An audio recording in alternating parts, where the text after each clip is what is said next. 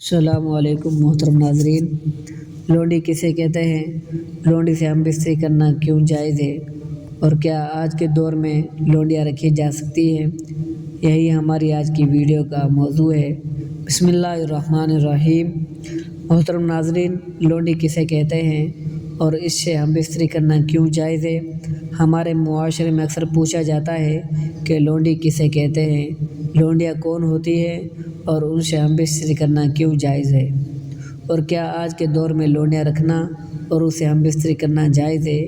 اس معاملے میں شریعت کیا کہتی ہے؟ دراصل لونڈی زرخرید غلام کی مؤنث ہے اور یہ یعنی فیمیل ہے اور اردو میں لونڈی کہا جاتا ہے۔ قدیم عربی اور دوسرے معاشروں میں غلام رکھنا عام روایت تھا، جس سے لوگ اپنے کاروبار یا اپنے گھر کا کام کروایا کرتے تھے۔ ان لوگوں کو دو شکلوں میں غلام بنایا جاتا تھا۔ پہلی شکل یہ تھی کہ ان کو بازار سے خریدا جاتا تھا، جیسے آپ نے حضرت یوسف علیہ السلام کے بارے میں بھی سنا ہے۔ قافلے نے حضرت یوسف علیہ السلام کو کنویں سے نکال کر مصر کے بازار میں لے جا کر فروخت کر دیا تھا۔ غلام بنانے کی دوسری شکل کیا ہوتی ہے؟ غلام بنانے کی دوسری شکل وہ لوگ ہوتے ہیں جو جنگ میں مال غنیمت کے ساتھ ملا کرتے تھے، جن کو قیدی بنا لیا جاتا تھا، پھر قیدیوں کو آپس میں تقسیم کر لیا جاتا تھا اور ان سے کام لیا جاتا تھا۔ ایسے ہی جو ان میں خواتین ہوتی تھیں ان کو لونڈی کہا جاتا ہے اور ان سے گھروں کے کام لیے جاتے تھے، یعنی ان کو گھروں کے کام کرنے پر مامور کر دیا جاتا تھا۔ تیسری شکل یہ ہوتی کہ امیر لوگ اپنے غلام یا لونڈی کو کسی کو تحفے میں دیتے تھے۔ بے شمار احادیث میں ایک یہ ہے کہ حضرت میمونہ رضی اللہ تعالیٰ عنہ سے روایت ہے کہ انہوں نے ایک لونڈی نبی کریم صلی اللہ علیہ وسلم کی اجازت کے بغیر آزاد کر دی، اور جب نبی کریم صلی اللہ علیہ وسلم کی باری ان کی طرف آئی تو انہوں نے آپ صلی اللہ علیہ وسلم کو بتایا کہ میں نے اپنی لونڈی کو آزاد کر دی، جس پر نبی کریم صلی اللہ علیہ وسلم نے فرمایا، اگر وہ لونڈی تم نے اپنے ننیحال والوں کو یعنی اپنے خالہ ماموں کو تحفے دی ہے تو تم اس کو زیادہ اجر ثواب ملے گا۔ لونڈی کو آزاد کرنے کے کام کو اس دور میں بڑا اجر و ثواب مانا جاتا تھا اور یقیناً بہت بڑا اجر ہے اور بہترین صدقہ ہے۔ اب میں آپ کو بتاتا ہوں کہ لونڈیوں سے ہم بستری کرنے کو کیوں جائز کہا گیا ہے۔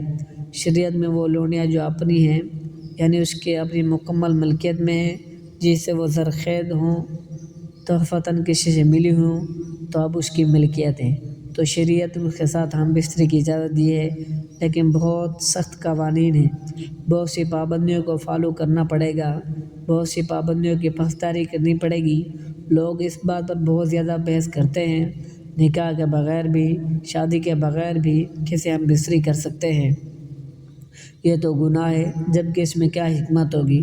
یہ معلوم کرنا کوئی نہیں چاہتا کہ حدیث مبارکہ میں ہے، مردوں کے اپنی بیویوں اور لونڈیوں سے ہم بستری کرنے میں کوئی ملامت نہیں۔ ایسا کیوں جائز ہے، ہم آپ کو بتاتے ہیں۔ جب ایک معاشرے میں غلام اور لونڈی لائی جائے تو ان کی جنسی تسکین نہ ہو پائے تو معاشرے میں بے راہ روی بڑھ جائے گی۔ اس لیے مالک اپنی غلام عورتوں سے ہم بستری کر سکتا ہے، لیکن بہت زبردست قوانین ہیں جن کو فالو کرنا پڑتا ہے، کیونکہ اس روایت کو اسلام نے ختم کرنا تھا اور انسان کو غلامی سے نجات دلائی تھی۔ اس میں حکمت ضروری تھی، کیونکہ اگر نبی کریم صلی اللہ علیہ وآلہ وسلم یہ حکم فرما دیتے کہ لونڈیاں آزاد ہیں اور غلام کا دور ختم ہوا تو ہر گھر سے لونڈی آزاد ہوتی، لہٰذا اب ان کو حفاظت نہ مل سکتی، تو ظاہر بات ہے کہ ان غلام نہیں سنبھال سکتے تھے، کیونکہ وہ خود صرف 2 روز کے کھانے پر اپنی ملکیت کھو چکے ہوتے اور وہ ان لونڈیوں کو کیسے حفاظت کر پاتے۔ سمجھ آنے والی بات ہے، اس صورت میں ہے کہ معاشرے میں برائی اور فحاشی عام ہو جانا تھی، جبکہ مقصد غلامی کو ختم کرنا تھا، معاشرے کو خراب کرنا نہیں، تو نبی کریم صلی اللہ علیہ وآلہ وسلم نے بڑی حکمت سے اس نظام کو ختم کیا اور اس سسٹم کو ختم کیا۔ یہ لوگ نکاح کی بات کرتے ہیں، نکاح تو نہیں کیا تو یہ کیسے جائز ہوگا؟ محترم ناظرین، یہ تو نبی کریم صلی اللہ علیہ وآلہ وسلم کی سنت ہے۔ اگر نبی کریم صلی اللہ علیہ وسلم نے لونڈیوں سے نکاح کے بغیر ہم بستری کرنا جائز قرار دیا تھا تو اس کو ماننے میں کون سا حرج ہے؟ قوانین کے نکاح میں بھی پیروی کرنا ہوتی ہے، اور اس عمل میں بھی ان قوانین کے بارے میں سنیے وہ قوانین کیا ہیں۔ اگر مالک اپنی لونڈی سے ہم بستری کر لے تو یہ بات اس پر لازم ہوگی، وہ اب اس کو بیچ نہیں سکتا، یعنی اس کو فروخت نہیں کر سکتا، چاہے اسے کتنی ہی قیمت مل جائے، اور اسے پیدا ہونے والے بچے کو آپ کے بچے کہلائیں گے، غلام کے بچے نہیں، اور آپ کی جائیداد میں برابر کے حقدار ہوں گے۔ لہذا اب غلامی ختم ہو گئی، اب وہ لونڈیاں مالک کی بیوی بن جائیں گی، تو مالک کو اپنی لونڈیوں کو سے ہم بستری کرنے کی اجازت بھی اس لیے دی گئی جس سے وہ ایک غلام سے گھر کے مالکن بن گئی۔ دیکھیے کتنی حکمت سے اسلام نے ایک غلام عورت کو گھر کی مالکن بنا دیا، اور ان سے پیدا ہونے والے بچے بالکل مالک جیسا پہچانا جائے گا، یعنی فلاں شخص کا بیٹا ہے یا فلاں شخص کی بیٹی ہے، تو ان غلاموں کے اولاد کے سر پر سے بھی غلامی کا داغ دھیرے دھیرے ختم ہو جائے گا۔ بے شک اس میں کوئی شک نہیں، اسلام ایک سچا دین ہے، اور یہ اسلام کی حکمت کا نتیجہ ہے۔ اب آپ کے سامنے آج کے دور میں کوئی لونڈی یا غلام اسلامی دنیا میں موجود نہیں، بلکہ اس کا نام ہی ختم ہو گیا ہے، اور آج اس بارے میں سوال کرتے ہیں اور معلومات حاصل کرنا چاہتے ہیں، کیونکہ غلامی اب تاریخی بن چکی ہے۔ اب بات یہ ہے کہ کیا لونڈیاں آج بھی رکھی جا سکتی ہیں؟ کیا گھر کے کام کرنے والی بھی لونڈیاں ہیں؟ کیا ان سے ہم بستری کرنا جائز ہے؟ تو سب سے پہلی بات تو لونڈی زرخیز ہوتی ہے، تنخواہ دار نہیں ہوتی۔